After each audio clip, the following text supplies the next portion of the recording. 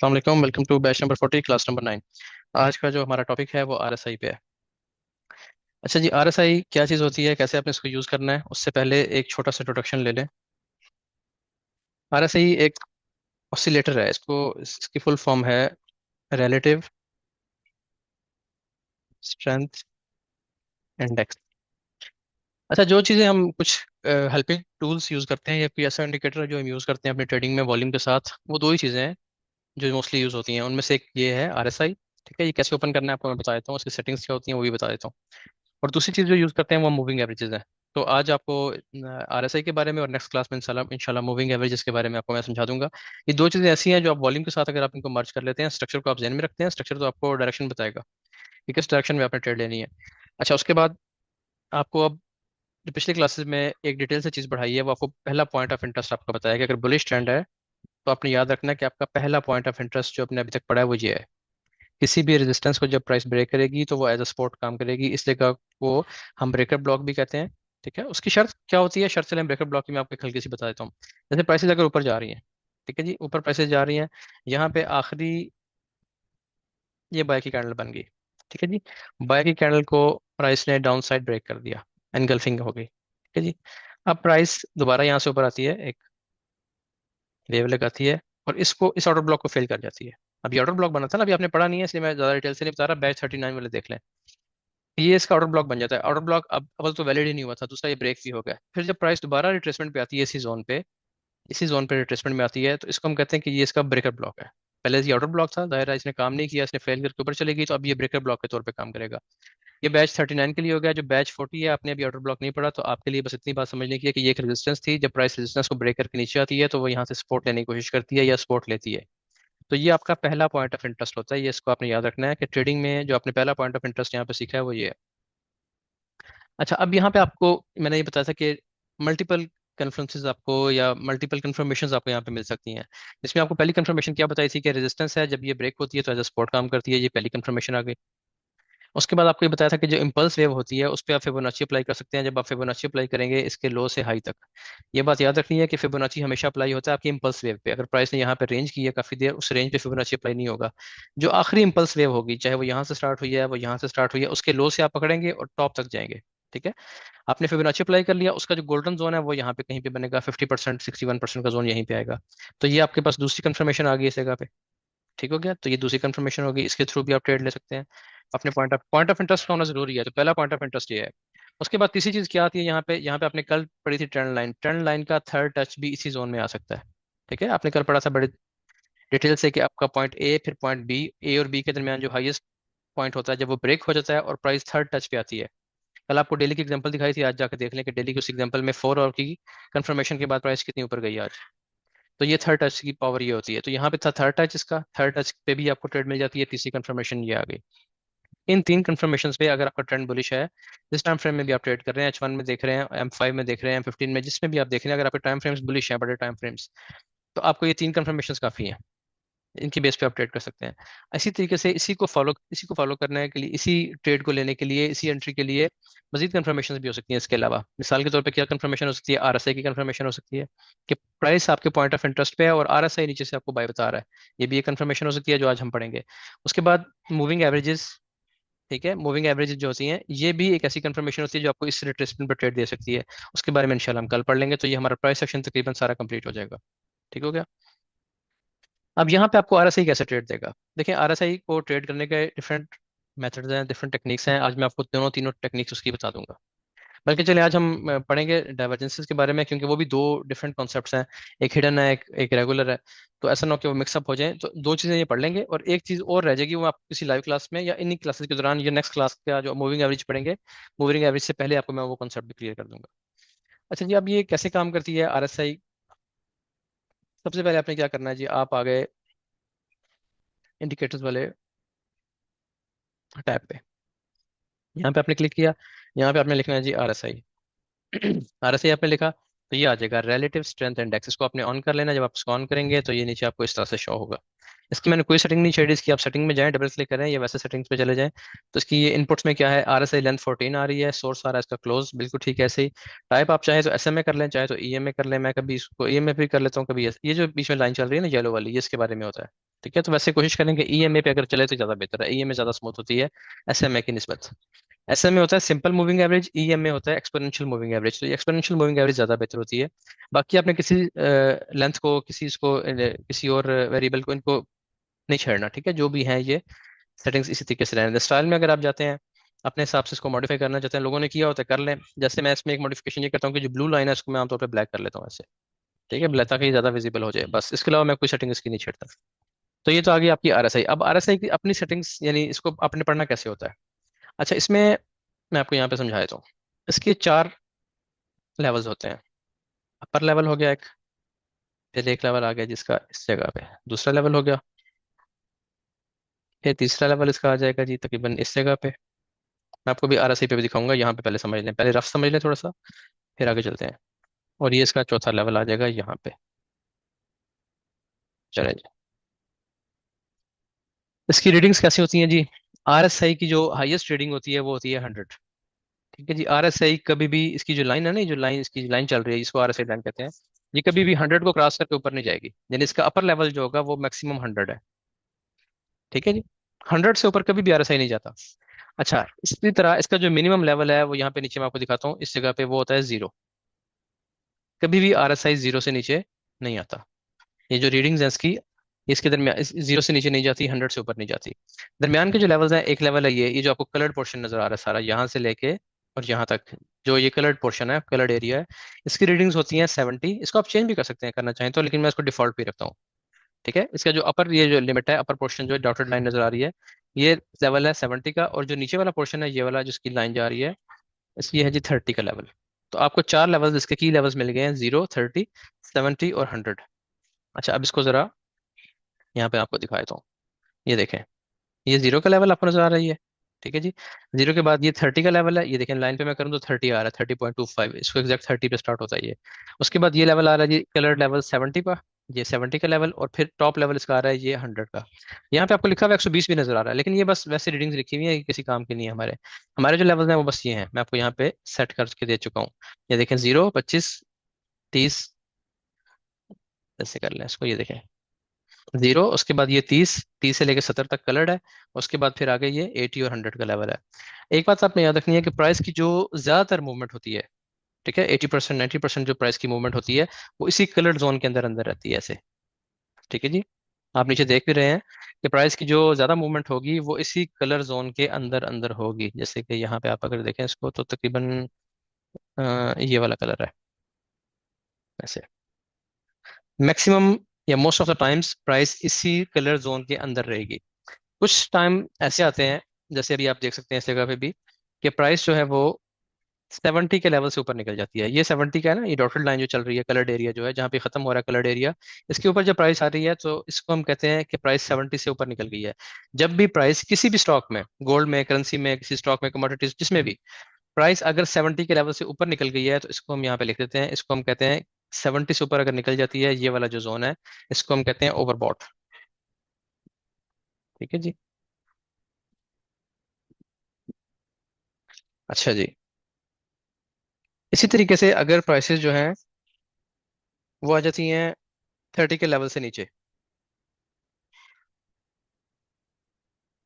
इसी तरीके से अगर प्राइसेस 30 के लेवल से नीचे आ जाती हैं, जैसे मैं आपको यहाँ पे दिखा सकता हूँ, यहाँ पे देखें तो ये देखें, यहाँ पे रेड हो गई है प्राइसेस बहुत ज्यादा। ठीक है, रेड शेड आ रहा है, यहाँ पे ऊपर ग्रीन शेड आ रहा था, तो जब भी ग्रीन शेड में आएगी प्राइस, हम कहेंगे कि प्राइसेस ओवरबॉट हैं। इसी तरीके से जब प्राइसेस 30 के लेवल से नीचे आ जाएंगी, तो हम कहेंगे कि प्राइसेस ओवर सोल्ड है, ओवर सोल्ड।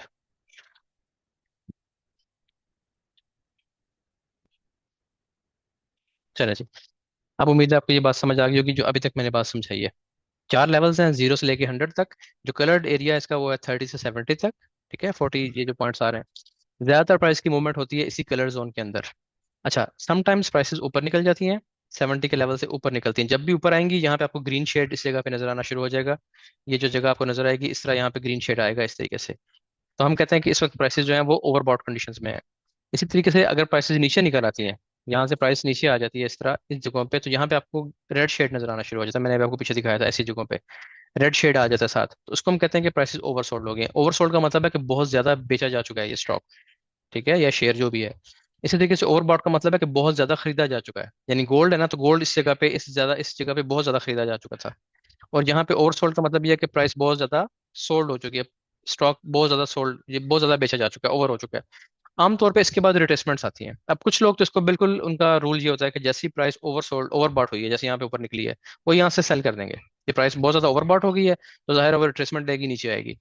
यहाँ पे ओवरबॉट हो चुकी है, प्राइस यहाँ से नीचे गिरेगी, और गिरती भी है, देखिए गिरी है, ठीक है। लेकिन ये कॉन्सेप्ट इतना सिंपल, इतना सादा नहीं है, क्योंकि जब प्राइस, जो इसका असल तरीकाकार है, ये मैं आपको मार्केट का हिसाब बता रहा हूँ कि मार्केट में इसको कैसे देखा जाता है। जो इसका असल कॉन्सेप्ट है वो इसका ये है कि जब प्राइस ओवरबॉट कंडीशन में होती है ना, तो आप समझें कि प्राइस को पर लगे हैं, बहुत तेजी से प्राइस फिर मूव करती है अपसाइड, मजीद अपवर्ड जाती है। और जब ओवरसोल्ड कंडीशन में होती है, तो उसका मतलब है कि बहुत ज्यादा प्रेशर है, बहुत सेलिंग प्रेशर है, मजीद प्राइस गिर सकती है, मजीद गिर सकती है। मैं आपको उसकी एग्जांपल दिखाता हूँ, अभी देखें। यहाँ तक बात समझ आ गई है? अगर यहाँ तक बात समझ आ गई है, क्योंकि मुझे फिर ड्राइंग क्लियर करनी है, जितनी बात अभी तक बताई है, अगर ये समझ आ गई है, तो इसका मुझे बस सिर्फ एक मैसेज में बता दें कि यहाँ तक आपको क्लियर है। अगर तो फिर आगे चलते हैं। अच्छा चले, यहाँ तक क्लियर है, ठीक है जी। इसको फिर यहाँ से ड्राइंग को क्लियर करते हैं जी।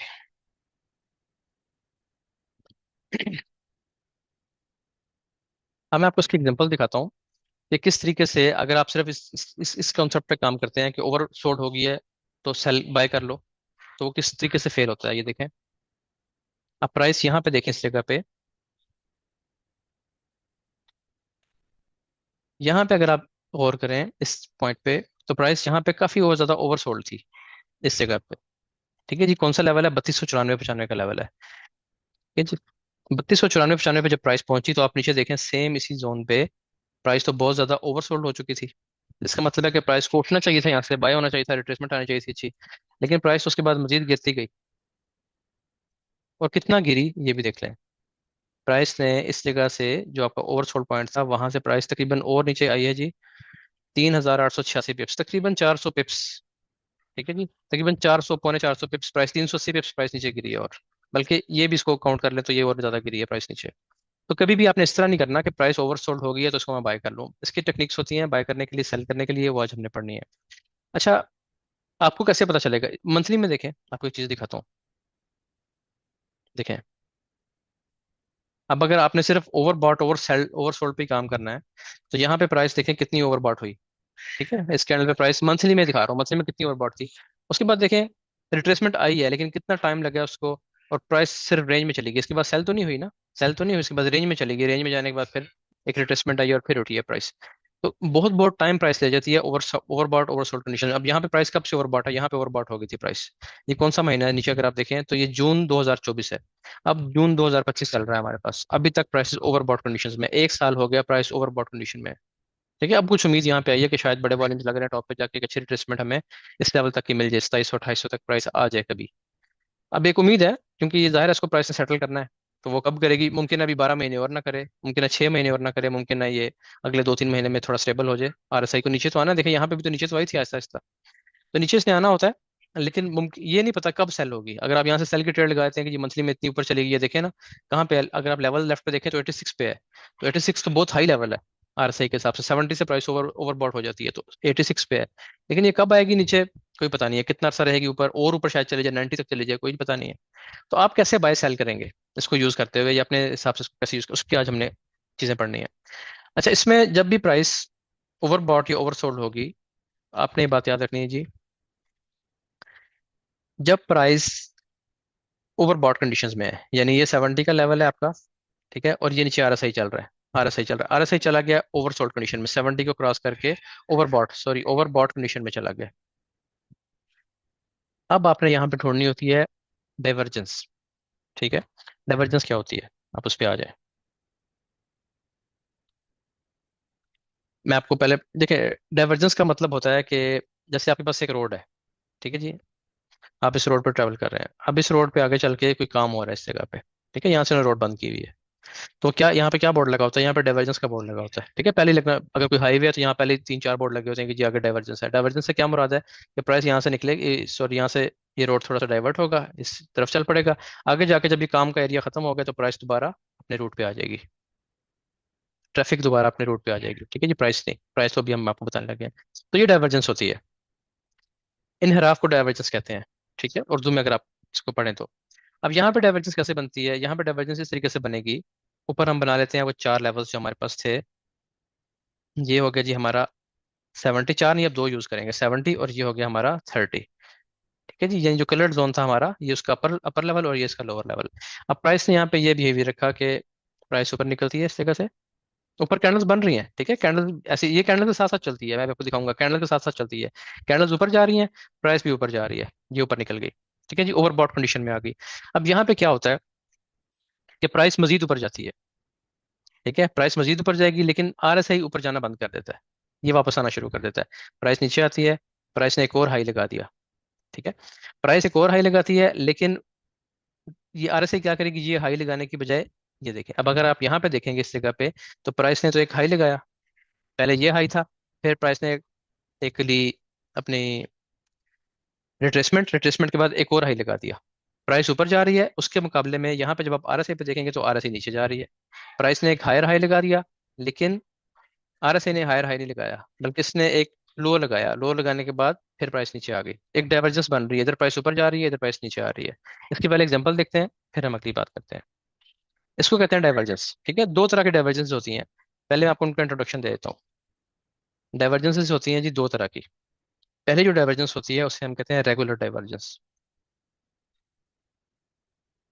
ठीक हो गया। दूसरी जो मैं आपको इसका इसका यूज भी बताऊंगा कि यूज क्यों होती है ये डाइवर्जेंसेस। दूसरी जो डाइवर्जेंस होती है उसे हम कहते हैं हिडन डाइवर्जेंस। रेगुलर डाइवर्जेंस क्यों यूज होती है, रेगुलर डाइवर्जेंस का हम यूज करते हैं फॉर पुल बैक। ठीक है, यानी रिट्रेसमेंट पकड़ने के लिए, और रिवर्सल। ठीक हो गया। रेगुलर डाइवर्जेंस हम क्यों यूज करते हैं, पुल बैक के लिए या रिवर्सल पकड़ने के लिए। इससे पुल बैक आता है आमतौर पे, या एक रिवर्सल भी आ जाता है। हिडन डाइवर्जेंस क्यों हम यूज करते हैं, कहाँ पे ढूंढते हैं, ये हम ढूंढते हैं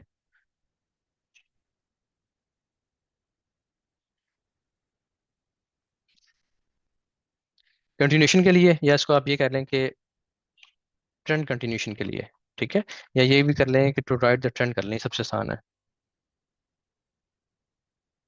ये जो हिडन डाइवर्जेंस होती है ना, ये आपको ट्रेंड के साथ ट्रेड देगी।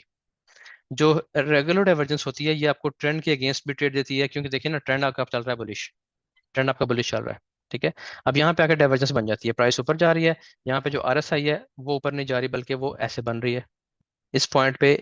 इसने हायर हाई लगा दिया, इसने हायर हाई लगाने बंद कर दिए, इसने डाउन साइड की शेप बना दी। तो ये क्या है, ये है रेगुलर डाइवर्जेंस। अब रेगुलर डाइवर्जेंस, अब देखें ट्रेंड तो बुलिश है, लेकिन ये आपको यहाँ से सेल करवा रहा है, इसने आज 15 मिनट पे भी सेल की ट्रेड दी है।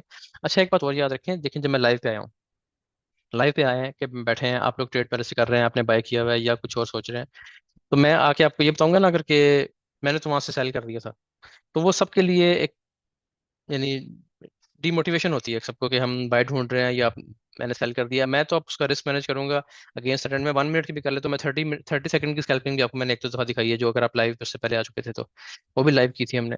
तो उस तक पहुंचते पहुंचते आपको टाइम लगेगा, आपने स्ट्रिक्टली रूल्स को फॉलो करना है, आपने यहाँ से सेल करना है ना। ठीक है, आप लाइव पे रूल क्या है, लाइव जूम पे रूल ये है कि आपको यहाँ से बाय बताई जाए, क्योंकि वो ट्रेंड के साथ होगी, प्राइस नीचे गिरेगी, यहाँ से आपका बाय का सेटअप बने, आप बाय कर लें, वो आपकी ट्रेड होगी ट्रेंड विद द ट्रेंड। ठीक हो गया। अगर यहाँ पे डाइवर्जेंस बन रही है और आपको पुल बैक की एक ट्रेड मिल रही है, तो उसका तरीका आप पढ़ लें, आपने करनी है, आप चुप करके कर लें। आज लाइव पे ये बात हो रही थी ना, आपने ट्रेड करनी है, आपको चीज पढ़ा दी है, आपका इस पे अगर ट्रस्ट बनता है तो आप ट्रेड कर लें। मैं तो कर लेता हूँ ट्रेड, लेकिन फिर मैं करूंगा ये कि अगर मेरा $25,000 का अकाउंट है ना, ठीक है, तो मैंने इस पे सेल करना है इस जगह से। मैं आपको सेल की ट्रेड दिखाता हूँ, मैंने कल भी एक सेल की है। ठीक है, अभी मैं आपको एंड पे दिखा दूंगा, कल मुझे याद नहीं रहा क्लास में, मैंने आपको बाद में ग्रुप में इसलिए स्क्रीनशॉट भेज दिया था। ठीक है, आपको देख लें कि ट्रेड मैंने किस तरीके से की है वो। आज आपको मैं दिखा दूंगा जो मैंने सेल की ट्रेड की थी। छोटी स्कैल्पिंग की ट्रेड थी, लेकिन फिर भी मेरे 70-80 पिप की ट्रेड थी वो। तो वो मैं इस तरह की कर लेता हूँ, लेकिन मैंने किया कि $25,000 का अकाउंट है, तो मैं कितनी लॉट लूंगा, 0.20, बिल्कुल छोटी सी लॉट, क्योंकि मैं अगेंस्ट ट्रेंड जा रहा हूँ उसमें। यहाँ से जो ट्रेड पकड़नी है, अगर स्ट्रॉन्ग सेटअप बन गया ट्रेंड के साथ है, तो आप बड़े रिस्क के साथ एंटर हो जाए। ये फैसला आपका अपना है, हम वहाँ पे 1,001 बंदे को या 800 बंदों को ये नहीं बता सकते कि आप इतना रिस्क ले लें, आप इतना ले लें, इतना ले लें, अपने अपने हिसाब से आपने ट्रेड करनी है। जो स्ट्रॉन्ग सेटअप होगा वो, अगर ऑफ टाइम में भी बनता है तो वो डिस्कॉर्ड पे शेयर हो जाता है। अगर यहाँ बैठे बैठे बनता है तो यहाँ पे भी शेयर हो जाता है। लेकिन आपने ये देखना है कि आपने दिन में ट्रेड की है। मुमकिन है कुछ लोग होते हैं वो दिन में 20-20 ट्रेड्स कर चुके होते हैं, उनके लिए कुछ भी रिकमेंडेड नहीं है, वो बस आराम करें। फिर कुछ ऐसे होते हैं जिन्होंने सारा दिन इंतजार किया, उनके लिए फिर हम बताते हैं कि ये लो प्रोबेबिलिटी है, ये हाई प्रोबेबिलिटी है। और अगर आपको इस तरह का सेटअप मिलता है आइंदा जो मैं अभी आपको पढ़ाने लगा हूँ, तो आप बेशक ट्रेड करें। हम सब बाय ढूंढ रहे हैं, आपने यहाँ से सेल करनी है। आज भी आपने देखा होगा वो इंडिया से एक स्टूडेंट है प्रभजोत, उन्होंने सेल किया वो ऊपर से। तो वो आपकी अपनी मर्जी पे डिपेंड करता है। हम जो आपको बताएंगे वहां पे ट्रेड वो सिर्फ ट्रेंड के साथ होगी, हाई प्रोबेबिलिटी सेटअप होगा, बाकी लो प्रोबेबिलिटी सेटअप शेयर नहीं कर सकते क्योंकि सब लोग एक जैसा रिस्क ले लेते हैं फिर। अच्छा जी, अब आपने करना क्या है जी। दो तरह की डाइवर्जेंसेस हैं। एक होती है रेगुलर डाइवर्जेंस, एक होती है hidden divergence. Regular divergence use होती है कि प्राइसेस ऊपर जा रही थी, ये पुल बैक पकड़ने के लिए आपने सेल कर दिया, ये आपको सेल करवा देगा यहाँ से, अच्छी ट्रेड बन जाती है, वो भी स्कैल्पिंग के लिए अच्छी है। अच्छा, एक होती है हिडन डाइवर्जेंस। हिडन डाइवर्जेंस क्या करेगी, वो आपको इस ट्रेड में बिठाएगी कि ओवरऑल आपका ट्रेंड बुलिश था, प्राइस डीप रिट्रेसमेंट पे है, यहाँ से प्राइस ने बाय होना है, ये आपको यहाँ से बता के आपको मेन ट्रेंड के साथ बिठा देगी। इसलिए हिडन डाइवर्जेंस ढूंढना मुश्किल होती है, लेकिन ये बहुत कमाल का काम करती है क्योंकि इसकी जो ट्रेड है वो ट्रेंड के साथ होती है, विद द ट्रेंड होती है, इसका रिजल्ट अच्छा आता है। जो अगेंस्ट द ट्रेंड है ये बहुत ध्यान से लेनी चाहिए। रेगुलर डाइवर्जेंस जो है उसको बहुत तसल्ली से आपको प्ले करना पड़ेगा, बहुत सारी चीजें ऐड करके देखनी पड़ेंगी। लेकिन ये भी एक अच्छा कॉन्सेप्ट, अगर आप इस पे स्कैल्पिंग करना चाहते हैं या अगेंस्ट द ट्रेंड भी रहना चाहते हैं तो आपको ये ट्रेड अच्छी दे देती है। आज जो हमारा टॉपिक है, वैसे मेरा दिल तो यह है कि दोनों इकट्ठी पढ़ लें, लेकिन मेरा ख्याल है कि अगर दोनों इकट्ठी पढ़ेंगे ना तो ये चार डाइवर्जेंस बनती हैं। Regular bullish, regular bearish, hidden bullish, hidden bearish, तो वो आप ज्यादा मिक्सअप ना हो जाए। इसलिए आज एक पे रहते हैं, नेक्स्ट क्लास में इंशाल्लाह दूसरी पढ़ लेंगे। या मैं आपसे पूछ लूंगा कि मजीद पढ़ाऊँ या ना पढ़ाऊँ, जब हम ये रेगुलर डाइवर्जेंस कंप्लीट करते हैं तो। चलें जी, अब रेगुलर डाइवर्जेंस का मॉडल पहले यहाँ पे समझ लें, फिर इसके एग्जांपल्स देख लेते हैं जल्दी से। ये देखें, रेगुलर डाइवर्जेंस ये होती है कि बुलिश ट्रेंड है आपका, ठीक है, जैसे गोल्ड में चल रहा है अभी, कोई बुलिश ट्रेंड चल रहा है, प्राइस लगा रही है हाई पे हाई। अब नीचे आप आ जाते हैं आरएसआई पे। आरएसआई इस तरह बनाती है, मैं आपको पहले चीज समझा चुका हूँ। ये देखें, इसने एक लगाया हाई, पहले आपका ये हायर हाई था, उसके बाद प्राइस ने एक हायर हाई यहाँ पे लगा दिया। लेकिन जब आप नीचे आरएसआई पे देखेंगे, आरएसआई ऐसे ऐसे चल रही होगी, ये बिल्कुल कैंडल के साथ साथ चल रही होती है, ठीक है जी।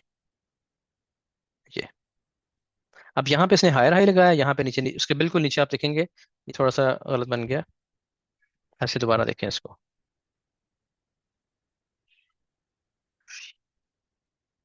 ऐसे। अब यहाँ पे इसने हायर हाई बनाया, लेकिन यहाँ पे उसके एग्जैक्ट नीचे देखेंगे तो यहाँ पे इसने हायर हाई नहीं बनाया, बल्कि प्राइस ने अपना रुख नीचे की तरफ कर दिया है। चलिए इसकी एग्जांपल देखते हैं अब। 15 मिनट का टाइम फ्रेम है, 15 मिनट पे ही एग्जांपल्स है। 15 मिनट पे और 1 आवर पे मैंने एग्जांपल से ढूंढ के रखी है आपके लिए।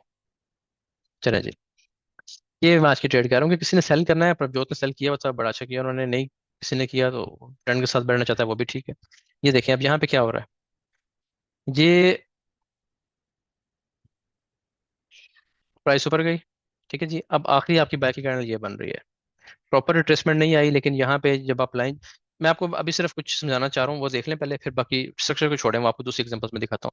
ये देखें जी, यहाँ पे एक स्विंग बन रहा है, प्राइस नीचे आई है, ये नीचे आ गई, फिर प्राइस ऊपर चलेगी, ये भी ऊपर चलेगी। यहाँ पे प्राइस ने एक और हाई लगा दिया, इस स्ट्रक्चर के, इस इंटरनल स्ट्रक्चर के हिसाब से एक और हाई लगा दिया। यहाँ पे प्राइस ने हाई नहीं लगाया, बल्कि आरएसआई जो है वो नीचे रह गया, ठीक है। उसके बाद एक बनी momentum candle, strong momentum candle. जब आपके पास ये वाली डाइवर्जेंस बन जाए कि प्राइस ऊपर जा रही है, आरएसआई नीचे जा रहा है, और उसके बाद सेल की डायरेक्शन में ही एक स्ट्रॉन्ग मोमेंटम कैंडल बन जाए उसी टाइम फ्रेम की, तो आप सेल कर सकते हैं टेस्ट पे, ठीक है। टेस्ट पे आप सेल कर सकते हैं, यहाँ से भी आप सेल कर सकते हैं। 1:1 कम अज कम, क्योंकि आपको पता है कि रिट्रेसमेंट छोटी होती है ना, ट्रेंड आपका बुलिश है, ट्रेंड ये चल रहा है इस तरीके से, तो जाहिर है वो किसी लेवल तक आएगी, प्राइस यहाँ पे दोबारा साइन बनाएगी और उठ जाएगी। तो आपने कम अज कम अगेंस्ट द ट्रेंड है तो जल्दी आउट हो जाना है, विद द ट्रेंड है तो आपने बैठे रहना है, ठीक है क्या। ये बात समझ आ गई आपको। अब इसकी और एग्जांपल्स देखें फिर आपको समझाता हूँ। ये वाली इसलिए थी क्योंकि ये बिल्कुल रिसेंट है, बाकी देखें अब आप, इसको भी हम नहीं देख रहे, ठीक है, क्योंकि ये कोई और चीज़ है। अभी आपके लिए जरूरी है कि हिडन आप रेगुलर डाइवर्जेंस देखें। एक रूल आपने याद रखना है यहाँ पे, वो मैं आपको दिख देता हूँ यहाँ पे, कि जो आपकी रेगुलर डाइवर्जेंस है, दो तरह की डाइवर्जेंस आपको बताइए ना। रेगुलर डाइवर्जेंस, एक चीज बीच में मिसिंग है। रेगुलर डाइवर्जेंस जो है ये आपने देखनी होती है ओवरबॉट या ओवरसोल्ड कंडीशन में, ठीक है। और ये आपको क्या करती है, ये आपको पुल बैक देती है या ये आपको रिवर्सल देती है, बस इसका स्क्रीनशॉट ले लें। रेगुलर डाइवर्जेंस जो है ये आपने हमेशा देखनी है जब प्राइस ओवरबॉट हो या ओवरसोल्ड हो, ठीक हो गया। अगर ओवरसोल्ड है तो आप बाय की ट्रेड देखेंगे, ओवरबॉट है तो आप सेल की ट्रेड देखेंगे, और पुल बैक या रिवर्सल आपको मिलेगा इससे। अब देखें आगे चल के, इसका स्क्रीनशॉट ले लीजिएगा। यहाँ पे प्राइस क्या थी, ये देखिए प्राइस यहाँ पे ओवरबॉट थी, तो हमने सेल की ट्रेड देखी इस जगह पे, तो हमें सेल की ट्रेड मिल गई यहाँ से। ठीक है, चलिए दोबारा देखते हैं कि और प्राइस कहाँ पे ओवरबॉट है या ओवरसोल्ड है। ये देखें प्राइस यहाँ पे ओवरसोल्ड थी। ठीक है जी, अब यहाँ पे क्या हो रहा है, यहाँ पे ये हो रहा है कि प्राइस तो ओवरसोल्ड कंडीशन में आ गई, ओवरसोल्ड कंडीशन। अब आपको बाय की ट्रेड देखनी है, तो बाय कैसे करेंगे आप, प्राइस नीचे आ रही है, ये इसने एक स्विंग बनाया, दो स्विंग्स के दरमियान आपने डाइवर्जेंस देखनी होती है, फिर प्राइस ऊपर चलेगी। ठीक है, आखिरी जो सेल सेल की कैंडल थी इसको इसने ब्रेक कर दिया और एक और नीचे लग लगा दी। अब यहाँ पे आप देखें तो प्राइस नीचे आ रही है। ठीक है, यानी एक लो ये लगा, लोअर लो, उसके बाद एक और लोअर लो लग गया, प्राइस आ रही नीचे की तरफ। लेकिन यहाँ पे आरएसआई ने लोअर लोज लगाने बंद कर दिए, डाइवर्जेंस बन गई। अब इस डाइवर्जेंस के बाद फौरन आपने बाय नहीं कर देना, क्योंकि डाइवर्जेंस फेयर हो जाती है, अभी से आपने बाय नहीं करना। आपने बाय कब करना है, आपने देखना है कि इसके बाद आपको एक अच्छी मोमेंटम कैंडल मिल जाए, या दूसरा तरीका क्या है जिस पे मैं ट्रेड कर लेता हूँ। मैं आपको अपना जाती तरीका बता रहा हूँ, मैं यहाँ पे एक ईएमए ऑन करता हूँ 5। कौन सी ईएमए ऑन की है मैंने, 5, ये देखें। या अभी आपको अगर ईएमए की सेटिंग का नहीं पता, जिन लोगों को, आप छोड़ दें, ये आपने सर्च करना है इंडिकेटर्स में जाके MA रिबन लिखना है आपने। ठीक है, इसकी सेटिंग में जाएंगे, बाकी सबको बेशक आप ऑफ कर दें यहाँ से, ये इनपुट्स में जाएं, बाकी सबको ऑफ कर दें। ये ईएमएज है, ठीक है, 2 को, 3 को, 4 को ऑफ कर दें, 1 को चेक कर लें, ऑन कर दें। यहाँ पे SMA लिखा होगा, आप इसको ईएमए पे ले जाएं, ये क्लोज रहने दें, ये 5 कर दें, कलर इसका ब्लू कर दें, सेटिंग का स्क्रीनशॉट ले लीजिएगा बाद में, इसको ओके कर दें। अब मैं ये करता हूँ कि जैसे ही प्राइस, ये डाइवर्जेंस बन गई, डाइवर्जेंस बनाने के बाद अप साइड, ये देखिए डाइवर्जेंस बन गई, डाइवर्जेंस बनने के बाद यहाँ पे नीचे आ रही है, लोअर लो लग रहा है, यहाँ पे लोअर लो लगाने प्राइस ने बंद कर दिए। जैसे ही ये काम हो और प्राइस EMA 5 को अपसाइड क्रॉस कर जाए विद द मोमेंटम कैंडल, जो कि यहाँ पे हो रहा है, यहाँ पे इसने क्रॉस नहीं किया, यहाँ पे मोमेंटम कैंडल नहीं थी, यहाँ पे क्रॉस भी किया और मोमेंटम कैंडल भी बन गई। अगर मोमेंटम कैंडल नहीं है, इसके बाद एक और मोमेंटम कैंडल बन गई, तो भी आप बाय कर सकते हैं। लेकिन यहाँ पे इसने मोमेंटम कैंडल भी बना दी, अपसाइड ब्रेक भी कर दिया। ठीक है, तो यहाँ से आपकी एंट्री है, नीचे आपका स्टॉप लॉस है 1:1 कम से कम आप ले सकते हैं। 15 मिनट की एंट्री है RSI के हिसाब से। कैसे बनी है, सिंपल है बिल्कुल। ये लो लगा, फिर एक स्विंग लो लगा। ठीक है, आपने दो प्रॉपर लोज लेने हैं, यानी एक दो लेग्स लेनी है आपने, और वो होनी चाहिए यानी कंजेक्टिव, यानी एक स्विंग लगा उसके बाद नेक्स्ट स्विंग लगा, तो दो swing- ये नहीं कि एक स्विंग यहाँ पे ले लिया एक स्विंग यहाँ पे ले लिया, अपनी मर्जी नहीं करनी। आपने जो दो कंजेक्टिव स्विंग्स हैं उनको लेना है, बस एक स्विंग ये था, एक स्विंग ये है। ठीक है, नीचे अगर आप देखें तो इन स्विंग्स के दरमियान ये इसकी स्लोप अपवर्ड है, इसकी स्लोप डाउनवर्ड है, तो ये डाइवर्जेंस बन गई है। अब भी बाय नहीं करना कि आप फौरन से बाय कर लें, डेंजरस है, प्राइस यहाँ से और नीचे भी आ सकती है ऐसे। ठीक हो गया, मैं आपको इसकी एग्जांपल दिखाऊंगा कि प्राइस कैसे और नीचे आ सकती है। यहाँ पे आप देखें तो इसने ये मोमेंटम कैंडल बनाई, यहाँ से आप बाय करेंगे, स्टॉप लॉस नीचे लगाएंगे, स्टॉप लॉस वैसे इसके नीचे भी आ सकता है, क्योंकि जब इसने चलना होता है फिर प्राइस आमतौर पे नीचे नहीं आती, लेकिन ये देखें विक लग गई है, इसलिए स्टॉप लॉस लो पे ही बेस्ट होता है। स्टॉप लॉस लगाएं और 1:1 कम से कम आप यहाँ से इसको ट्रेड ले सकते हैं। अच्छा, अब आ जाए 1:1, इसलिए कह रहा हूँ मैं, तो चलिए तो देखें कितनी ज्यादा है, लेकिन मैं आपको हर दफा कहूंगा कि 1:6 ले लें, 1:5 ले लें, तो फिर वो चलेगी नहीं हर दफा, लेकिन 1:1 लें, उसके बाद मैनेज कर लें, मैनेजमेंट आपको आगे जाके पढ़ाएंगे इंशाल्लाह, वो बैच 39 को भी अभी करनी है। अच्छा, अब यहाँ पे देखें प्राइस तो ओवर सोल्ड यहाँ पे भी थी। ठीक है, अब ये एक स्विंग लगा है ना, ये एक स्विंग लगा है, ठीक है, प्राइस ऊपर गई है, दूसरा स्विंग है ये वाला। ठीक है जी, अब यहाँ पे अगर आप देखें ना तो इसकी आखिरी जो सेल की कैंडल है वो ये है, इसका प्रॉपर ब्रेकआउट नहीं हो रहा, ये जो हुआ है ये भी मोमेंटम कैंडल से नहीं है, तो यहाँ पे आपने ट्रेड नहीं लेनी है इसी जगह पे। ये जो एक स्विंग होता है ना कि एक स्विंग लगा, ये देखें प्राइस ओवर सोल्ड हुई, ओवर सोल्ड होने के बाद साथ ही प्राइस ने इसका EMA 5 को ब्रेक कर दिया, मोमेंटम कैंडल, ये ट्रेड की जगह नहीं है। आपको मैंने क्या बताया कि दो लेग्स चाहिए आपको, ये पहली लेग थी, फिर प्राइस एक पुल बैक लेती और फिर दूसरी लेग आती। ठीक है, इसमें डाइवर्जेंस बनती, यहाँ पे डाइवर्जेंस बनती, अब यहाँ पे कोई मोमेंटम कैंडल इसका हाई ब्रेक करती है, आखिरी सेल की कैंडल का हाई ब्रेक करे, और यानी प्रॉपर रिट्रेसमेंट स्टार्ट हो और EMA 5 के ऊपर क्लोजिंग करे। तो आपने जैसे यहाँ पे होगा, ये देखा ना, आखिरी सेल की कैंडल ये थी, और EMA 5 जो है यहाँ पे मोमेंटम के साथ ब्रेक नहीं हुई, यहाँ पे भी ब्रेक नहीं हुई, प्राइस फिर नीचे चलेगी, यहाँ पे मोमेंटम के साथ ब्रेक हो गई है। तो यानी एक रिट्रेसमेंट का भी आगाज हो गया आपके पास, और प्राइस ने EMA 5 को भी ब्रेक कर दिया, अब आप एंट्री ले सकते हैं। समझ आ गई। अच्छा, इस यहाँ पे मैंने क्यों एंट्री नहीं ली, अब इसको आपने खुद देखें, यहाँ पे वीडियो स्टॉप कर लीजिएगा बेशक, जब रिकॉर्डिंग देखेंगे, और खुद आपने सोचना है क्यों नहीं ली। मैं फिर वजह बताता हूँ, यहाँ पे दूसरा स्विंग जो है वो नहीं बन रहा प्रॉपर, ये आखिरी सेल की कैंडल, असल में तो आखिरी सेल की कैंडल ये है। ठीक है जी, आखिरी सेल की कैंडल आपके पास ये है, ये वाली भी इनसाइड बार इसने एक लो लगा दिया, चले तो इसका हाई ब्रेक होना चाहिए था, इसका हाई ब्रेक कर दिया, चले एक हमने मान लिया कि जी एक रिट्रेसमेंट आ गई। अब दूसरी लेग चाहिए, तो प्राइस नीचे आती, दोबारा से एक स्ट्रॉन्ग रिट्रेसमेंट होती, फिर उन पे दरमियान डाइवर्जेंस बनती यहाँ पे, फिर हम इसको ट्रेड करते। तो ये ट्रेडेबल नहीं है, और ना इसलिए ये भी आपको बता रहा हूँ कि जैसे ही साथ ही प्राइस नीचे आती है, रेड होती है, तो ये भी नहीं करना कि साथ ही बाय कर लें कि बस अब तो उठेगी, तो देखिए कितनी ज्यादा नीचे आ गई, नहीं उठती इस तरह प्राइस।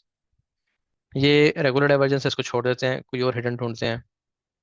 सॉरी, ये हिडन थी, हम रेगुलर ढूंढ रहे हैं अभी। देखिए जी, ये रेगुलर डाइवर्जेंस है।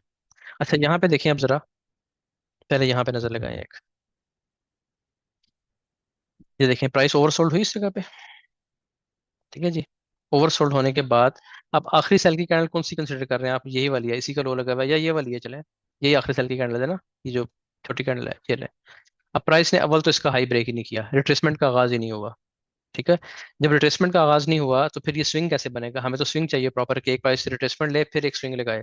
तो यहाँ पे तो स्विंग लगा ही नहीं है, जब स्विंग नहीं लगा तो फिर ये हमारा वैलिड नहीं है, ठीक है ना। इसको नीचे आने दें और नीचे आएगी। जब प्राइस ने अपनी आखिरी एक कैंडल को ब्रेक नहीं कर सकती, कितनी मैंने नॉर्मल सी शर्त रखी हुई है कि जो आखिरी कैंडल लगी है ना, लास्ट इंडिपेंडेंट कैंडल, वो आप ये वाली है, इसका देखें, ये वाली कैंडल है, बाकी सब कैंडल इसके अंदर अंदर क्लोज कर रही हैं, ठीक है। नीचे बेशक विक लग जाए, विक का मसला नहीं होता। अब ये आखिरी सेल की कैंडल है आपकी, ये वाली या ये वाली, जो भी आप लेना चाहते हैं, इसका हाई मार्क कर लें। तो जब प्राइस एक कैंडल को भी नहीं ब्रेक कर सकी, तो ये किस तरह की रिट्रेसमेंट है? तो रिट्रेसमेंट नहीं है। जब रिट्रेसमेंट नहीं है, इसका मतलब है कि अब जो नीचे डाइवर्जेंस बन रही है इस तरह की, ये वैलिड भी नहीं है। क्यों नहीं वैलिड? क्योंकि यहाँ पे रिट्रेसमेंट नहीं थी, प्रॉपर एक स्विंग होना चाहिए, फिर आए प्राइस, फिर स्विंग लगाए, इसके दरमियान होनी चाहिए डाइवर्जेंस, फिर वो काम करेगी। वरना देखें यहाँ पे काम नहीं कर रही। अब तो डाइवर्जेंस बनी नहीं है, ये भी नीचे आ रही है और ये भी नीचे आ रही है, देखें दोनों की स्लोप डाउनवर्ड है, तो डाइवर्जेंस बनी नहीं है। हाँ, अब इसको हम देखते हैं यहाँ पे आके। यहाँ पे देखें अब आप, यहाँ पे क्या है जी? आखिरी सेल की कैंडल, सेल की कैंडल का हाई ब्रेक हुआ, यानी कि एक रिट्रेसमेंट आ गई, ठीक हो गया। उसके बाद प्राइस ये भी बना रही है, ठीक है। अच्छा, और ये बना रही है प्राइस, मैंने आपको बताया था जब ओवरसोल्ड होती है प्राइस नीचे आती रहती है, आती रहती है। अब यहाँ पे क्या चक्कर है? यहाँ पे क्या चक्कर है? अब यहाँ पे आपने देखना ये है कि अगर तो इस जगह पे एक ऐसी स्ट्रॉन्ग कैंडल मोमेंटम के साथ क्लोज हो जाती है ऐसे, इसका रूल क्या होता है? इसका रूल ये होता है कि 30% पोर्शन, ये बात याद रखेंगे, कभी आपकी बहुत कम आपकी ट्रेड फिल्टर होती जाएंगी। 30% पोर्शन जो है ना आपका, वो कैंडल के ऊपर, यानी ये कैंडल सेल की बनी है और ये बाय की बनी है, इस तरह। अगर कम से कम 30% आपकी कैंडल ऊपर क्लोज हुई है, तो ये हाई प्रोबेबिलिटी ट्रेड कंसिडर होती है, ठीक है। यानी इसमें ये कंसिडर होगा कि ये एक अच्छी ट्रेड है, ये एक अच्छी इनगल्फिंग है, या ये एक अच्छा ब्रेकआउट है। अगर कैंडल क्लोज करती है इस तरह, ये सेल की कैंडल है, नेक्स्ट बाय की कैंडल है, इस तरह क्लोज कर दिया है, इस तरह 10% है या 5% है या 15% है, ये आप कैसे काउंट करेंगे कितने परसेंट है? सिर्फ अपनी आंख से देख के। यानी अगर आधी से थोड़ी सी कम समझ रहे हैं, यानी ये सेल की कैंडल है और नेक्स्ट बाय की कैंडल यहाँ पे क्लोज कर रही है इस तरह, आधी कैंडल कितनी बन रही है? ये 50%। तो कितना ब्रेकआउट होना चाहिए कि कम से कम 30%, 70% बेशक बराबर हो जाए, 30% ऊपर क्लोजिंग होनी चाहिए। अगर ये होती है तो वो स्ट्रांग मानी जाती है, अगर नहीं होती तो फिर वो वीक मानी जाती है। अब यहाँ पे देखें क्या हुआ है, इस जगह पे यहाँ पे जो ब्रेकआउट हुआ है, मोमेंटम कैंडल तो थी ये वाली, लेकिन क्लोजिंग अच्छी नहीं है, कैंडल के ऊपर भी इसने क्लोजिंग नहीं दी, ठीक है। ईएमए के ऊपर तो क्लोज हुई है, कैंडल के ऊपर भी क्लोजिंग नहीं की। बाकी उसके बाद क्या है, बिल्कुल छोटी छोटी कैंडल्स, मोमेंटम कैंडल्स नहीं है ये, इनको हम आगे चल के पढ़ेंगे, ये नो डिमांड कंसिडर होती है। नो डिमांड कैंडल कहते हैं इसको, वॉल्यूम देखने के बाद। आपको यहाँ पे चाहिए थी एक स्ट्रॉन्ग मोमेंटम कैंडल, जैसे कि ये है। अब इसका ब्रेकआउट देखें, लास्ट कैंडल से भी काफी ऊपर है, ठीक है। इसके हिसाब से अभी भी नहीं हुआ, लेकिन ईएमए के हिसाब से बता रहा हूँ, ईएमए के हिसाब से इसने अच्छा स्ट्रॉन्ग ब्रेकआउट दिया। इसके हिसाब से कौन सा ब्रेकआउट अच्छा है? ये वाला। ये भी मोमेंटम कैंडल है, ईएमए से ऊपर बनी हुई है और इसके ऊपर कम से कम 30% इस कैंडल की क्लोजिंग ऊपर है।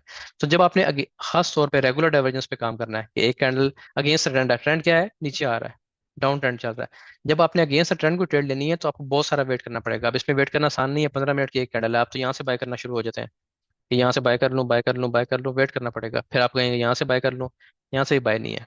स्ट्रॉन्ग कैंडल आपको चाहिए जो ब्रेकआउट दे इस तरह का, जैसे ये नजर आ जाएगी कैंडल, वो आपको फिर पूछने की जरूरत नहीं पड़ेगी, वो आपको कैंडल नजर आ जाएगी, ये देख लें, ये देख लें, ये देख लें, वो ऐसी कैंडल होती है फिर, जो एक पूरे मोमेंटम से बनती है। वॉल्यूम इसका लो होता है, वॉल्यूम आपने पढ़ा नहीं है, वरना आपको निशानी पूरी बता देता अभी। अच्छा, अब यहाँ पे रेगुलर डाइवर्जेंस कैसे बन रही है, ये देखें, ये प्राइस लगा रही है लोअर लो, और यहाँ पे लोअर लो लगना बंद हो गया है, प्राइस ने ये चीज बना दी है, ठीक हो गया। यहाँ से अगर आप देखते हैं इसको, यहाँ से अगर आप देखते हैं ना, तो यहाँ से क्या बना था कि प्राइस की डायरेक्शन भी अपवर्ड है और इसकी डायरेक्शन भी अपवर्ड है, ठीक है। तो ये मोमेंटम कैंडल्स का मैंने आपको बीच में वैसे एक आइडिया दे दिया कि इस तरह की कैंडल्स नहीं होनी चाहिए, स्ट्रॉन्ग कैंडल होनी चाहिए। यहाँ पे हम ट्रेड क्यों नहीं ले रहे? यहाँ पे ट्रेड इसलिए ले रहे हैं कि यहाँ पे डाइवर्जेंस नहीं बन रही, डाइवर्जेंस का बनना जरूरी होता है। यहाँ पे आप देखें तो जिसकी स्लोप है वो अपवर्ड है, यहाँ पे देखें तो यहाँ पे थोड़ी ज्यादा अपवर्ड है, यानी दोनों का रुख तो एक तरफ ही है ना, दोनों अपवर्ड है। तो डाइवर्जेंस तो बने नहीं, डाइवर्जेंस तब बनती है कि प्राइस नीचे आए, आरएसआई ऊपर जाए, ये डाइवर्जेंस बनी है। प्रॉपर आपको पता चलता है कि प्राइस नीचे गिरने की कोशिश कर रही है, लेकिन आरएसआई बता रहा है कि बस प्राइस जितना गिरना था गिर चुकी है, प्राइस अब ऊपर जाएगी। अब आपको चाहिए एक मोमेंटम कैंडल जो कि आखिरी सेल की कैंडल के ऊपर भी क्लोज करे और ईएमए 5 के भी ऊपर हो, ठीक है। तो वो आपको यहाँ पे आके मिल रही है, थोड़े से वेट के बाद मिल रही है आपको। आमतौर पर यहाँ पे मिल जाती है, ये कैंडल ऐसे क्लोज कर जाती है, जैसे क्लोज करेगी अब आप यहाँ से बाय कर लेंगे। इसकी मैं आपको एग्जांपल 4 आवर में भी दिखाता हूँ अभी। तो यहाँ से आपने जैसे ही इसको बाय किया, स्टॉप लॉस इसी के नीचे आ जाएगा, 1:1 पे कम से कम आपको पहला टारगेट है। क्यों उसमें कम बता रहा हूँ टारगेट आपको, हालांकि चलिए तो ये भी ट्रेड ज्यादा है। ये देखें, चलिए तो ये भी अच्छी ट्रेड है, यहाँ तक गई है। 1:1 से ज्यादा से टारगेट दिया है, लेकिन मैं क्यों 1:1 बता रहा हूँ आपको कि ये अगेंस्ट द ट्रेंड है। जब भी आप अगेंस्ट द ट्रेंड ट्रेड लेंगे, 15 मिनट में तो ट्रेंड बेरिश है, ये देखें। तो जब अगेंस्ट द ट्रेंड आप ले रहे हैं तो फिर आपने जल्दी आउट होने की कोशिश करनी है। जब आप हिडन डाइवर्जेंस पढ़ लेंगे ना, वो फिर लंबी चला सकते हैं आप ट्रेड। इसको मैं भी नहीं छेड़ रहा, हिडन डाइवर्जेंस क्या होती है ये भी आपको नहीं बता रहा। ठीक है जी, 1 आवर पे आ जाए।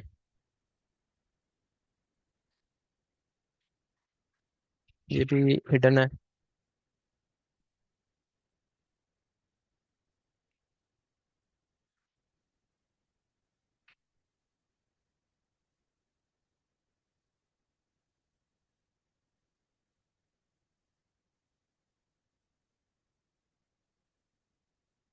अच्छा जी,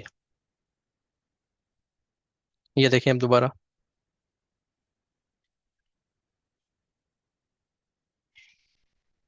ये मैं आपको बात बताने की कोशिश कर रहा था, ये देखें जी।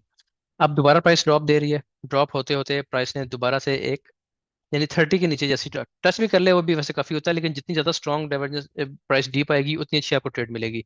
अब यहाँ पे से अगर आप देखें तो 30 के नीचे उतरी है प्राइस, इसका मतलब क्या होगा कि यहाँ पे इस कैंडल पे प्राइस ओवरसोल्ड हो गई है। ओवरसोल्ड होने के बाद प्राइस ने ये रिट्रेसमेंट ली। ये देखें आखिरी जो बाय की कैंडल थी, इसको ब्रेक किया, एकदम ब्रेक होना जरूरी है। क्योंकि अभी आप ट्रेड तो नहीं कर रहे हैं ना यहाँ से, अभी आपको सिर्फ एक एक लेग चाहिए। तो लेग कब कंप्लीट होगी, जब प्राइस नीचे आएगी और आखिरी जो आपकी सेल की कैंडल है इसका हाई ब्रेक करेगी, तो एक रिट्रेसमेंट स्टार्ट हो गई है। तो रिट्रेसमेंट मानी जाएगी, ट्रेड इन कैंडल्स पे नहीं होगी, क्योंकि ये बहुत लो कैंडल्स हैं, बहुत छोटी कैंडल्स हैं। छोटी कैंडल नहीं चाहिए हमें, प्रॉपर मोमेंटम कैंडल चाहिए। तो ये अच्छी कैंडल नहीं है, लेकिन रिट्रेसमेंट तो काउंट होगी, क्योंकि आखिरी जो सेल की कैंडल थी उसका हाई ब्रेक हो गया, उसके बाद प्राइस फिर नीचे आ गई, एक और लेग लग गई। ठीक है जी। अब ये देखें, अगर आप इसके नीचे आके देखेंगे तो यहाँ पे ये लोअर लो लग गया, यहाँ पे ये लोअर लो लगना बंद हो गए, ये चीज बन गई, डाइवर्जेंस बन गई। डाइवर्जेंस के बाद क्या रूल होता है आपको सिंपल सा बताया हुआ है। आखिरी जो सेल की कैंडल है इसके ब्रेकआउट का वेट कर लें, वो ब्रेकआउट हो रहा है इस जगह पे, और इस पे EMA5 भी ब्रेक हो रही है दोनों। EMA5 मैंने खुद डाली है, ये लोग नहीं करते इस पे काम।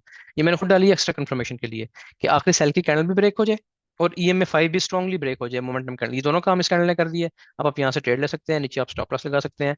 1:1 इसने आपका यहाँ तक ही पूरा कर दिया। ठीक है, ये इतना सिंपल इसका मेथड है इसको ट्रेड करने का। बस शर्तें वो रखनी है जो मैं बता रहा हूँ।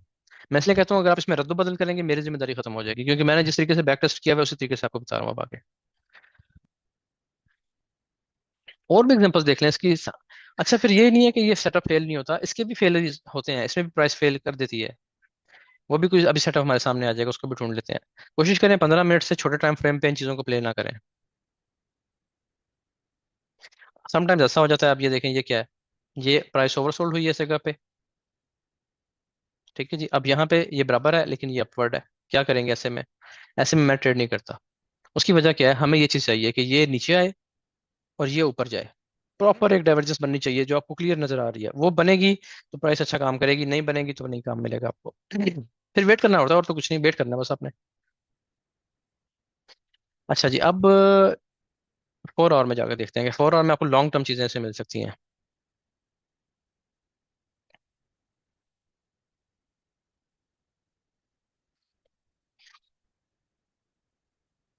अच्छा जी, इसमें ना बनी है ट्रेड्स, कहाँ कहाँ बनी है मैं आपको दिखाता हूँ। जाहिर है जितना बड़ा टाइम फ्रेम में जाएंगे उतनी फ्रीक्वेंसी कम हो जाएगी ट्रेड के बनने की। अब यहाँ पे देखें, यहाँ पे टच हुई है प्राइस, मैं इसलिए आपको पीछे अभी थोड़ी देर पहले बताया था कि टच भी काफी होता है। लेकिन अगर टच से ऊपर जैसे यहाँ पे ज्यादा ओवर बॉट हुई है, यहाँ पे ज्यादा ओवर बॉट हुई है, ऐसी चीज मिल जाए तो वो ज्यादा अच्छी चीज होती है। अब यहाँ पे देखें, यहाँ पे क्या है, प्राइस ऊपर आ रही है, जैसे जैसे प्राइस मूव कर रही है नीचे आ रहा है, भी ऐसे ही मूव कर रहा है। यहाँ पे आके इसने 70 को हल्का सा ब्रीच भी किया है। ठीक है, यहाँ पे 70 को टच कर लिया, फिर नीचे आ गई, आखिरी बाय की कैंडल का लो ब्रेक हो गया। ये देखिए, ठीक है जी, ये खाई लगा था। उसके बाद प्राइस ने आखिरी बाय की कैंडल का लो ब्रेक किया, नीचे आ गई प्राइस और फिर ऊपर चली गई। अब यहाँ पे क्या है, ये है जी ये चीज, और ये है ये चीज। अब बहुत मजे की डाइवर्जेंस नहीं है। अब इसमें रूल क्या है, रूल ये है जी कि आपको अगेंस्ट द ट्रेंड है ना, 4 आवर तो आपका हाई ब्रेक करता है ऊपर जा रहा है, ये देखें। ठीक है, अब यहाँ पे अपवर्ड है, यहाँ पे ये हल्की सी डाउनवर्ड है, या आप इसको बराबर भी कह सकते हैं। ठहरे मैं आपको लगा देता हूँ ताकि बिल्कुल क्लियर चीज हमें नजर आए। ये देखें ऐसे है, हल्की सी स्लोप डाउनवर्ड है इस जगह पे देखें तो, और यहाँ पे अपवर्ड है। अब डाइवर्जेंस बनी है, बहुत मजे की नहीं है, लेकिन बहरहाल बन गई है। एक लेग भी पूरी बन गई है, उसके बाद नेक्स्ट लेग आ गई। अब यहाँ पे आपने देखना है कि आखिरी बाय की स्ट्रॉन्ग कैंडल कौन सी है, वो ये है। इसका लो ब्रेक हो एक तो, दूसरा EMA 5 के नीचे प्राइस ब्रेक करे। अब EMA 5 के नीचे तो यहाँ पे निकल आई है, ठीक है, ब्रेक हुआ है लो यहाँ पे। यहाँ से आपकी ट्रेड है, ऊपर अपने स्टॉप लॉस लगाना है। मैं इसलिए कहता हूँ कि 1:1 पे निकल जाया करें अगेंस्ट द ट्रेंड, इस डाइवर्जेंस पे जो आपको रेगुलर डाइवर्जेंस बता रहा हूँ, यहाँ से आप ट्रेड लें, ऊपर से सेल करें या नीचे से बाय करें। क्योंकि ये पुल बैक दे रहा होता है आपको, उस मौजूदा ट्रेंड के अगेंस्ट दिखा रहा होता है। तो उसमें फिर आपने जल्दी निकलना होता है। बस अगर आप यहाँ से 1:1 लेते हैं इस जगह से, तो वो तो आपको मिल गया, अच्छे पिप्स मिल गए 4 आवर के हिसाब से। काउंट कर लें कितने मिलते हैं। यहाँ से आपकी ट्रेड है और इसने आपको दिए हैं जी 519 पिप्स, 500 पिप्स की ट्रेड है ये। इसमें आपका स्टॉप लॉस भी, चूंकि 4 आवर का टाइम फ्रेम है, तो स्टॉप लॉस भी थोड़ा सा बड़ा ही बनेगा। स्टॉप लॉस भी इसका आपका इतना ही होगा तकरीबन, ठीक है जी। तकरीबन 600 का इसका स्टॉप लॉस भी है, 600 650 का। अच्छा, इसमें एक चीज़ और होती है, जाहिर है आप फौरन से नहीं सेल करते। आपने देखना ही होता है कि छोटे टाइम फ्रेम में ऊपर एफईजी छोड़ती है प्राइस, वो भी आपने पढ़ा नहीं है, इसलिए मैं उसको इंक्लूड नहीं करना। वरना तरीका ये होता है कि प्राइस को टेस्ट पे आने दें। टेस्ट पे जिस तरह आज मैंने जो डिस्कॉर्ड पर ट्रेड शेयर की थी, वो बन गई थी ऊपर से ही, आपको मैंने शेयर की थी लाइव ट्रेडिंग में। तो मैंने वहीं से एक लेयर ले ली थी, एक लेयर यहाँ से ले लें, फिर प्राइस आती है नीचे अपने एफईजी में किसी लेवल पे आती है, एक लेयर यहाँ से ऐड कर लें, सेकंड लेयर यहाँ से ऐड कर लें। फिर आपको यहाँ से अच्छा प्रॉफिट हो जाएगा, ये भी अच्छा प्रॉफिट देगी, ये भी अच्छा प्रॉफिट देगी। लेकिन समटाइम्स चूंकि प्राइस टेस्ट पे नहीं आती, अब यहाँ इस केस में तो टेस्ट मिल गया तो आप एंटर हो सकते हैं। कभी टेस्ट नहीं मिलता, नेक्स्ट कैंडल ही आपको टारगेट दे देती है। तो एक ट्रेड आप यहाँ से ले लें, एक टेस्ट पे एफईजी ऑर्डर ब्लॉक के लिए छोड़ दें, एक वहां से ले लें, अगर अच्छा स्ट्रॉन्ग सेटअप है तो।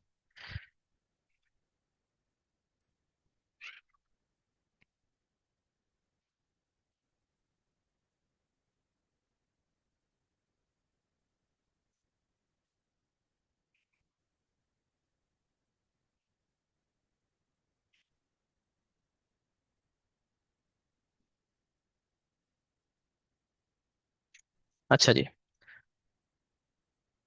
तो ये है जी हमारी रेगुलर डाइवर्जेंस। 15 मिनट से नीचे इस पे काम देखें, काम तो 1 मिनट पे भी करेगी, मैं आपको 1 मिनट पे भी दिखा देता हूँ। बाकी आपकी अपनी मर्जी है, आपको क्या चीज़ पसंद है, किस टाइम फ्रेम पे आप कंफर्टेबल रहते हैं। मैं आपको चीज़ें दिखा सकता हूँ, बाकी मर्जी आपने अपनी करनी है अब।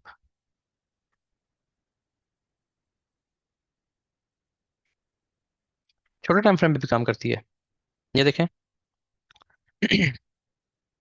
ये प्राइस, ये आज की एग्जांपल है मेरा ख्याल है शायद। क्या डेट आ रही है नीचे। हाँ जी, ये कम जुलाई आज की एग्जांपल्स है। हाँ जी, यहाँ पे आप देखें क्या हो रहा है। प्राइस ओवरबॉट हुई, ये ओवरबॉट होगी प्राइस, ठीक हो गया जी। ये इसने आखिरी लो भी ब्रेक कर दिया, यानी कि स्विंग बन गया आपका। ठीक है, स्विंग हाई बन गया ना आपका, रिट्रेसमेंट आ गई है।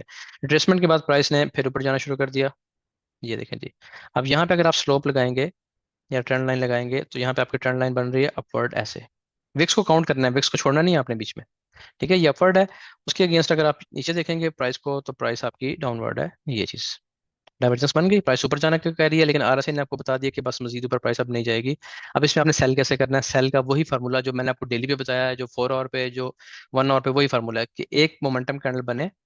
अभी मैं इसमें वॉल्यूम ऐड नहीं कर रहा, सिर्फ आपको प्राइस सेक्शन के हिसाब से पढ़ा रहा हूँ, बाद में वॉल्यूम आ जाएगा तो कैसी बढ़ जाएगी। ये प्राइस डाइवर्जेंस बनाने के बाद सेल डायरेक्शन में एक मोमेंटम कैंडल बनाए, जो कि आखिरी सेल की कैंडल को भी ब्रेक करे।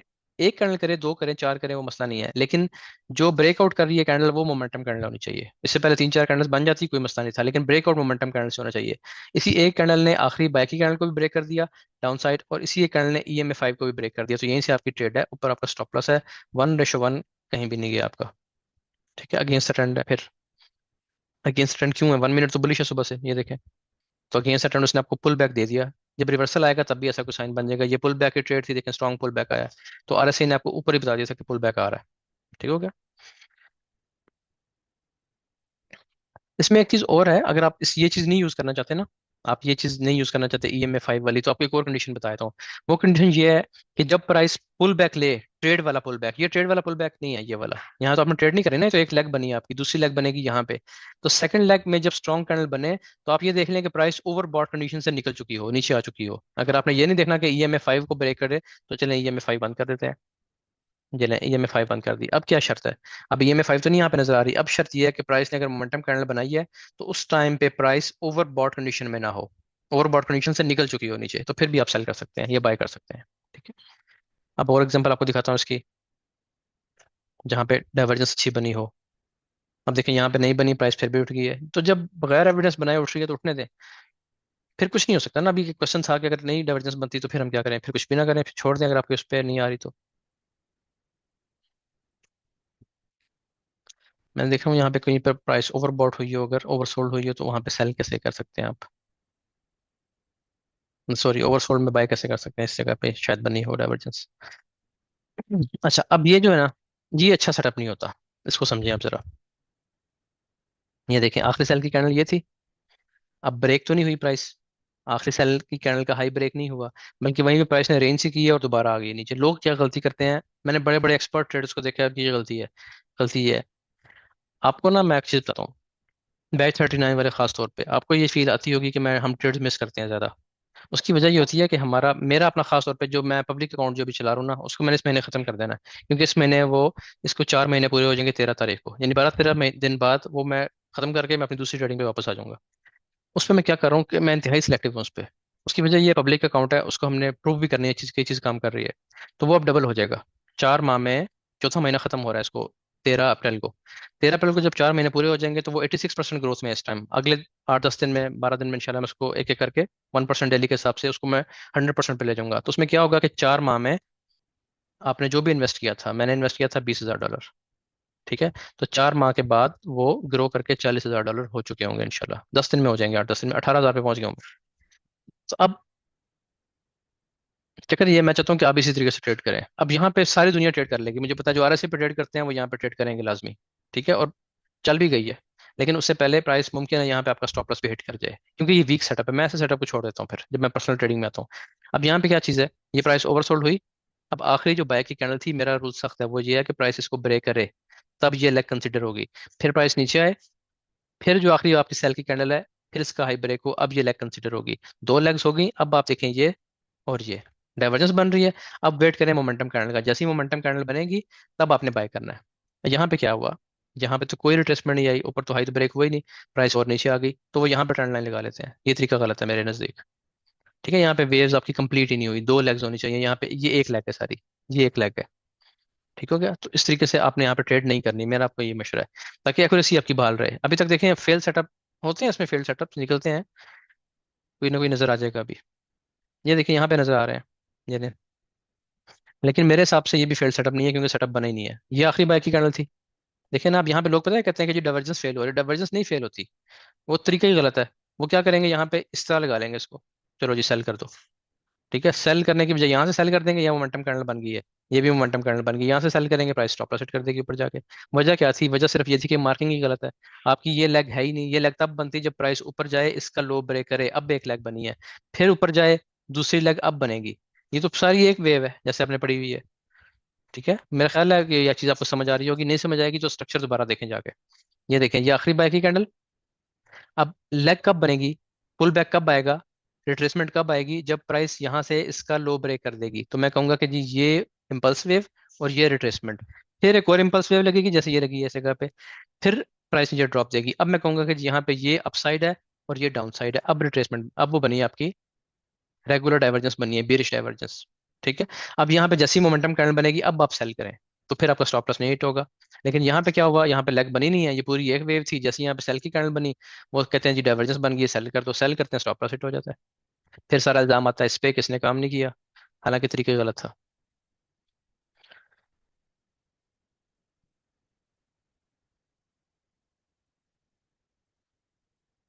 फिर आपने इसको देखना कैसे है, आपने देखना है, अब मैं पहले बता चुका हूँ कि 2 कंसेक्यूटिव जो आपके होते हैं ना वेव्स, उसके दरमियान देखना होता है। अगर एक वेव आपने ये ले ली और दरमियान वाली को छोड़ दिया, दूसरी ये ले ली, फिर भी ये काम नहीं करेगी। 2 कंसेक्टिव वेव जो है उनको आप देख लिया करें बस, अगर उस पर काम मिल रहा है आपको तो ठीक है, नहीं मिल रहा तो छोड़ दें। और स्ट्रॉन्ग किस्म की आपकी होनी चाहिए डाइवर्जेंस, अगर डाइवर्जेंस स्ट्रॉन्ग नहीं है तो फिर वो आपका स्टॉप पर सेट कर सकती है। अच्छा, इसमें आपकी क्वेश्चन आपका है तो, क्योंकि ये थोड़ा सा कॉम्प्लेक्स टॉपिक है हल्का सा, डाइवर्जेंस ढूंढना आसान नहीं होता, तो आपका क्वेश्चन है तो आप क्वेश्चन कर सकते हैं। अभी मैं आपको सिर्फ रेगुलर पढ़ा रहा हूँ, ठीक है। एक रीकैप मैं आपको आखिर में देता हूँ। रीकैप क्या है इसका, कि ये ऊपर 70 है, नीचे 30 है, एक बेसिक रूल बताने लगा हूँ बस, ठीक है जी। नीचे है जी ओवरसोल्ड, ओएस लिख देते हैं, ऊपर है ओवरबॉट, ओ बी लिख देते हैं। ऊपर ओवरबॉट है इसके 70 के ऊपर, नीचे ओवरसोल्ड है। अब आखिरी 3 मिनट ध्यान से देख लें, सिर्फ 2-3 मिनट में खत्म करने लगा हूं। आपने रेगुलर डाइवर्जेंस कब ढूंढनी है, जब प्राइस ओवरसोल्ड हो और डाइवर्जेंस बन जाए, ठीक है। तो इसको हम कहते हैं regular bullish divergence, regular bullish, ठीक है जी। यहाँ पे आपको ये क्या देगी, पुल बैक देगी या आपको रिवर्सल देगी, समझ आ गई। रिवर्सल कम देती है, पुल बैक ज्यादा देती है।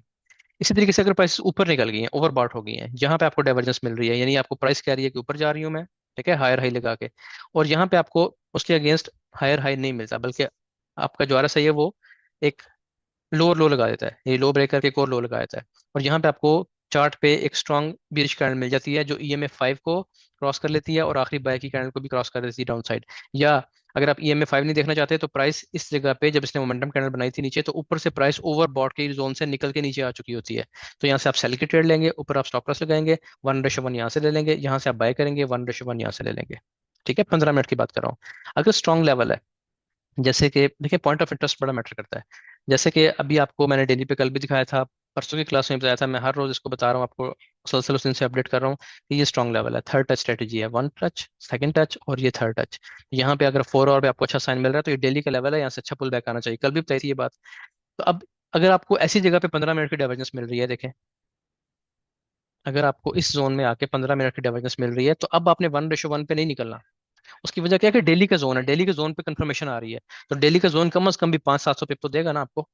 4 आवर आपको 200 पिप्स दे देता है कम से कम। तो डेली का जोन आपको उससे 3 टाइम्स यानी 4 to 500 या 600 पिप्स भी दे सकता है। तो इसमें फिर आपने मैनेज कर लिया ट्रेड को, लेकिन चलता रहना है। जैसे मैंने कल भी होल्डिंग दिखाई कि आज भी मैंने 200-250 पिप होल्ड करके रखी है ट्रेड इस जगह से। तो वो फिर आप जितनी होल्ड करेंगे वो आपकी आपकी मर्जी, आपका फायदा है।